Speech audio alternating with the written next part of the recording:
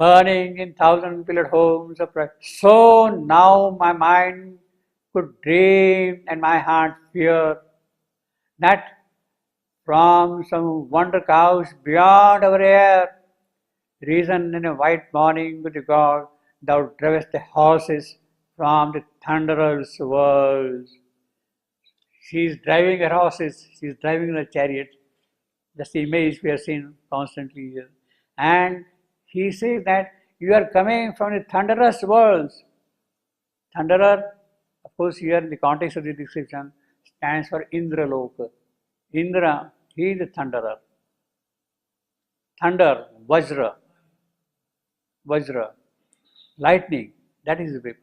You have come from Indraloka, from some wonder couch beyond our air. This is your couch, your chariot is not this golden chariot, it is something else, it has come here. Reason in a white morning of the gods. This is the God's morning now that we are meeting here and you are coming here. Thou drivest the horses from the thunderous world. So she is coming for him, according to him now, according to his vision, from the world of Indra, Indraloka.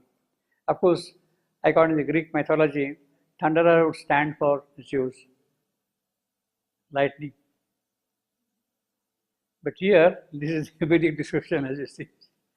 So, thunderer here is definitely Indra in that case.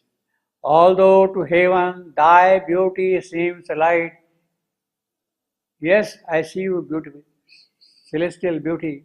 That is what I see in your figure here. You are human, but your beauty is celestial beauty. Now, the description in the Mahabharata story is Deva Rupini. She is the form, her goddess, she is a goddess, Deva Rupini, of Deva, of God, goddess. Deva Rupini. She is so brilliant, so beautiful, like a Devi, like a goddess. This is what Mahabharata story says. Although to heaven thy beauty seems a light, yes, you are great, you are beautiful, you are far up there, like that is. But I am not much interested in that kind of a beauty. I want somebody here in the human form. Much rather would my thoughts rejoice to know that mortal sweetness smiles between thy lips. Yes, what I want is your mortal sweetness. Immortal is all right. He has given the entire description of the Adityas, of the Thunderer, of all those Apsaras and all that thing. They are very beautiful people and the singers and musicians and that kind. No, I am not interested in those heavenly creatures. They may be radiant also, bright also.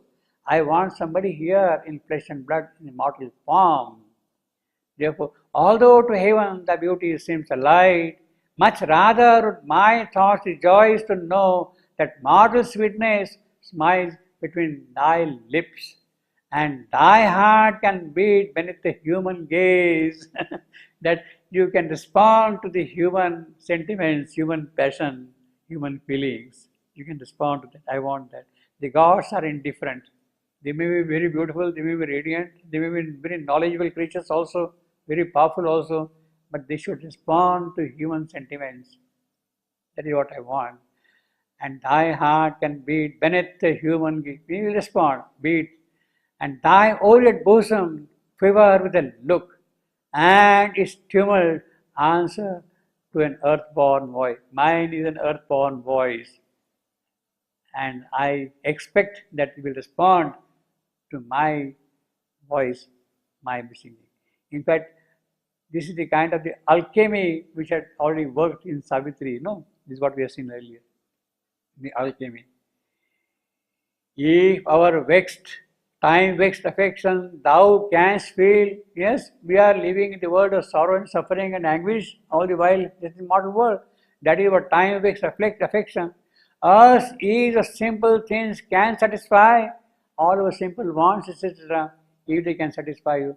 If thy glance can dwell content on earthly soil, means if you are willing to accept the human nature, human conditions, human pity, human misery, human smallness, whatever you want to call it, if you are able to accept. And the celestial summary of delight, you are the summary of delight, thy golden body, dally with fatigue, oppressing with his grace, our Tyrian. So come and stay in our worldly life, while the frail, sweet passing taste of earthly food. So you will eat our earthly food,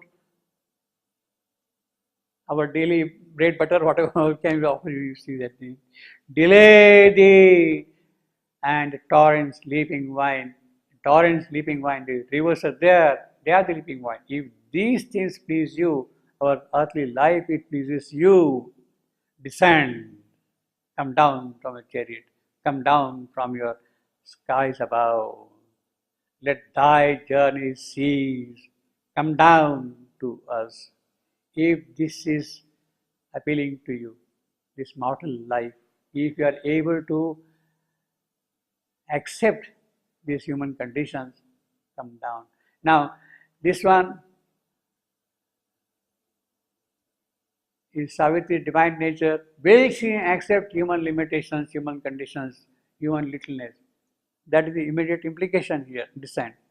The other implication is, although Satyavan does not know at this stage in the human plane, Savitri is a princess. She has grown up in a palace, in the royal purple ambience, Savitri.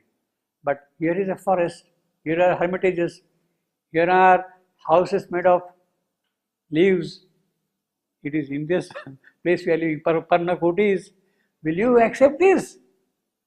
You are living in the palace and here is a small little place like that. Will you accept it?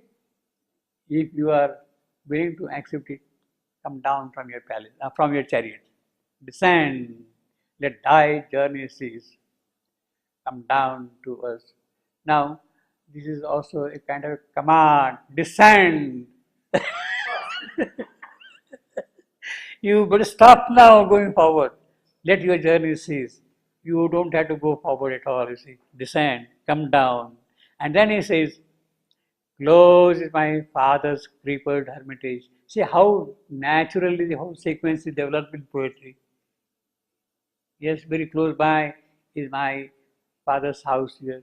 Close is my father's creepered hermitage, screened with the tall ranks of the silent king, tall ranks of the silent king, the tall, hefty forest lands which they are screened by the king.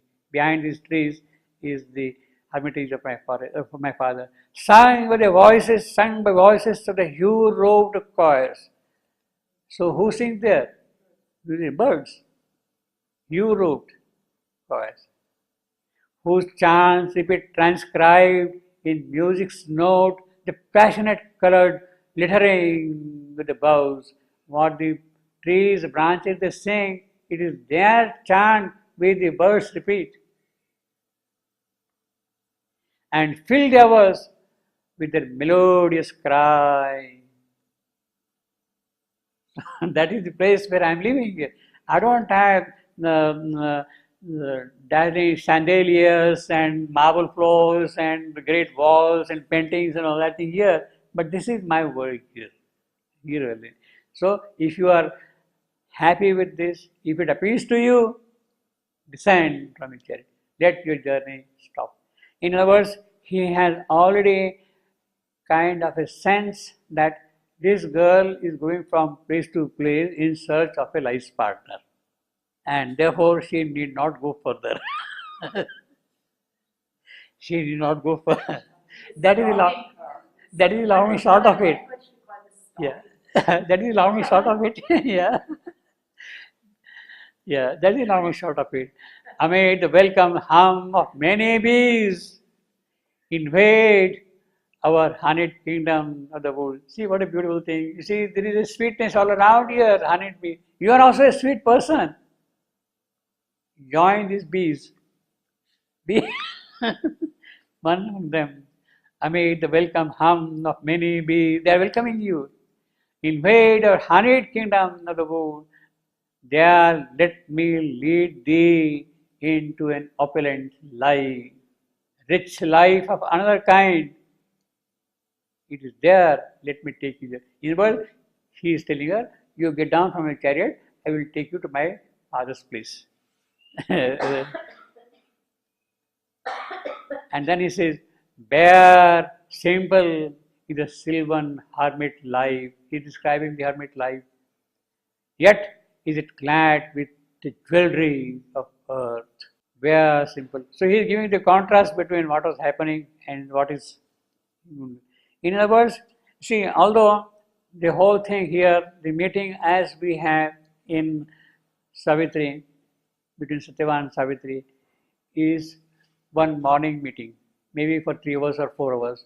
They meet, etc., etc., and then she goes back same noon time to her father's place. She returns from that point onward. Means just she stays there, they are together here just for 3 hours in the morning. She goes back.